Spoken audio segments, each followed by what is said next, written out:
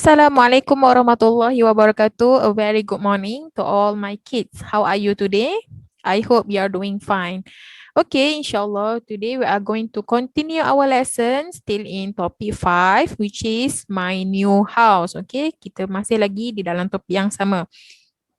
Like previously, kita dah belajar tentang apa? Kita dah belajar tentang part of the house and we also have learned about preposition. Okay.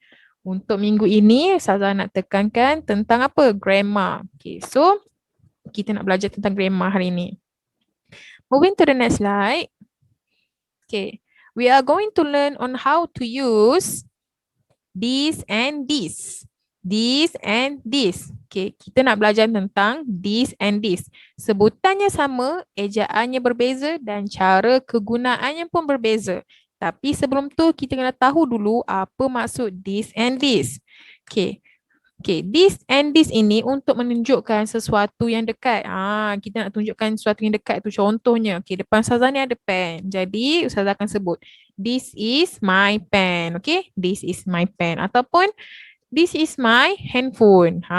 Kita nak menunjukkan sesuatu yang dekat. Okay, kelas, kamu boleh buka muka surat 46 sehingga 47. Dekat muka surat 46 tu ada dialog lah di antara Ana dan keluarga dia. Kamu boleh baca dekat situ nanti, okay? Okay, seterusnya. Okay, this and this untuk menunjukkan sesuatu yang dekat. Okay, jadi macam mana cara kita nak menggunakan this and this? Okay, kita pergi kepada this dahulu, okay? Okay, this. Okay, Ustazah bagi contoh kat sini. This is my wallet. Okay, this is my wallet. Okay, ada gambar wallet dekat situ. Okay, jadi kenapa kita menggunakan this is my wallet? Kalau kamu perasan, okay, ini adalah singular. Sebab apa? This is. Nampak? This is my wallet.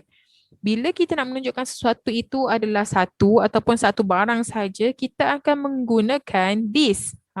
This is my wallet. Ingat dalam kepala kamu. Bila sebut this ini adalah singular. Satu dompet sahaja di sini. Okay. Kita pergi kepada this pula. Kalau this dah singular, maksudnya this mestilah plural. Nampak ni? These are my wallets. These are my wallets. Nampak perkataan are dekat sini? Bila this di hadapannya, belakang mesti are. Sebab apa? Dah terang-terang. Ini adalah plural. Nampak dompet pun ada dua dekat sini. Okay. So itu sahaja basic kepada this and this. Untuk menunjukkan sesuatu yang dekat tetapi kita tengok pada bilangan objek tersebut. Kalau macam this ini fokus kepada singular. Kalau this menunjukkan barang itu ada banyak ataupun plural. Ingat, this mesti dengan is, this mesti dengan okay? Senang sangat, okay? So, moving to the next slide. Saya nak tunjukkan dekat kamu beberapa contoh ayat untuk menggunakan this and this. Tetapi hari ini Ustazah fokus kepada pakaian. Okay, yang pertama sekali. Kod. Kod ini ada berapa? Kod ini hanya satu. Jadi dia tiada pasangan. Bila tiada pasangan hanya baju sahaja, kita akan menggunakan this. Okay, this. Bila no pair, nampak no pair ni bermaksud pasangan, okay? No pair, kita akan menggunakan this. Sebab apa? Dia hanyalah singular coat. Kalau kita nak cakap, nak buat ayat, kita akan guna perkataan this is my coat. Contoh. Okay. Okay, seterusnya. Dress. Okay, dress pun sama. Dress tiada pasangan. Jadi, bila tiada pasangan, ianya adalah singular. Bila singular, kita akan menggunakan this. Okay? Untuk yang kedua. Okay, yang ketiga. Shirt. Shirt. Baju t-shirt. T-shirt ini pun sama. No pair. Tiada pasangan. Bila tiada pasangan, kena ingat ianya adalah singular. Satu. Jadi, kita akan menggunakan this. Okay. Sama juga macam dress dan coat. Okay. Kalau kita nak menyatakan itu baju kita, kita sebut saja this is my shirt. Okay. So, seterusnya. Okay. Dah berbeza dah. Okay. Macam tiga tadi adalah this. Okay. Sekarang kita dah berbeza. Okay. Shorts ataupun seluar pendek kita panggil. Shorts ni adalah seluar pendek. Okay, shorts ini ada pair, has pair. Jadi, ianya adalah plural. Jadi, kita akan menggunakan this. Kenapa Ustazah kata dia plural? Okay, cuba kamu tengok dekat perkataan shorts. Okay, dia ada apa ni? Dia ada S dekat belakang ni. Jadi shorts ini ada pasangan. Kaki kita kan sepasang. Jadi ianya telah dikategorikan sebagai plural. Okay. Jadi penggunaannya adalah this shorts is mine. Contoh. Okay. Seterusnya. Sama juga macam trainers. Okay, trainers ni macam kasut jugalah. Okay. Trainers pun ada pasangannya, has pair. Jadi kita akan menggunakan this. Okay, seterusnya. Socks. Sama juga macam stocking. Stocking pun ada ada pasangan. Jadi kita akan menggunakan this. Kerana apa? Ianya telah dikategorikan sebagai plural.